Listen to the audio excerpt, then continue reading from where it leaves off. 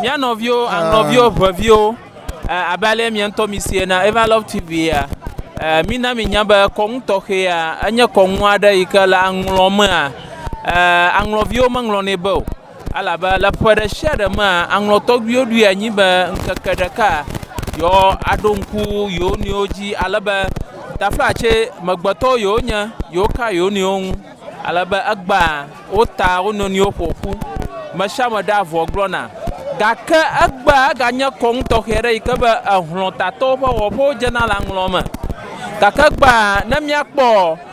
ahlonzo o ma je kan anga gbiado va la ahlonzo nu alaba agbajigla ma va amokpo mo miatere agbajigla nu alaka ojaba rodo na ye miagbavio miasecho gbo gbajigla laka ojaba rodo nto na ye nuela roroma enya iba no dogbara ahloma ton oyan horon dadao o mo dagbale lofao o no ngogba mlandao o plonaro zoviao o no oyoma batao o vana likeo o vana alaba azao ma ton ha yime o gbadege no dia ahon edoso o ha mawo ahun ma to mama o na kina novio ka ko wunu kakala gbama bubuara kama gali ko amu mo garo romu no mu onye kata ni va ofia ale o lebo wo na na no mal ajina na ma bale ya to gbi o we va ye no kon manya avoda daviara ele ngoma akpa kala agoimaka ohiaba ahloma vio na ihlota togbo have hochia ahloma vio nto ba fuda na miagbajiglo bo yo nto yo hochia de akpa mare la kola echia hohoma no kagba no ko alaba okuchira jino fime na magana viola na mo nona ga agba nya na ra chianyire ka amara tsobe ahwea gbajiglawe pomo okuchimano manyama bubu atoko akuchiao ka agba fi emilare hlontato le mia domi agba hlontato nyamate globo olio nyamate globo olio ka bonwa hlonfiao okweli alaba hlontato na nonyi kaka nyeba maso la domi ako nawe ba nyete pomo na hlontato aba ngbie mi do gba mi ko seba nshang rodogero mauta ayo agbajigla mia fo papa gale la fia mia fo papa gale mi ko seba ajidon pam alaba so he fudam no kuda agba panya no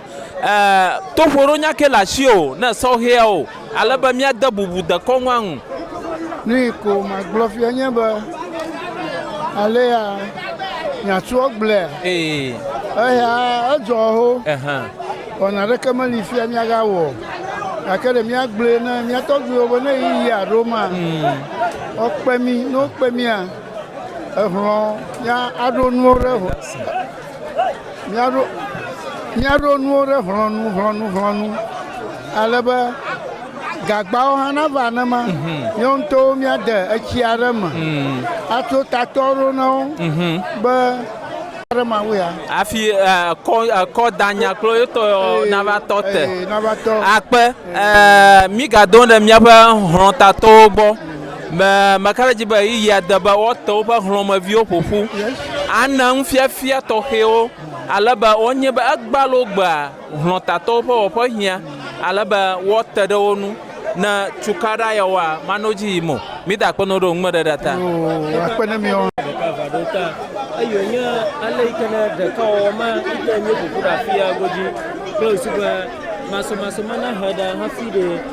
ka ayo lalaka ike o mo lore ka yi fu daga ka fiya ma mi ko weekend wa da ma da bubu ma ma globa fifia agblan ho apagatro ye ga wa ga na Asanruru yata ye jijigato miato aussi ben no ko matato nami no ko matato nami a emi do daga aussi ale mi azonge ko e na soso nu soso e na nyo go si e fianki ko ba nyamo ko na no gbogbo na ko wo fi owo a mi tan ko matato bongo ba ha fi o aruleke matato ro waka tani o ne to jaja anu di mo neye boto gbe oji o han fi ma ye mi ple o fa gbo e ka yan gale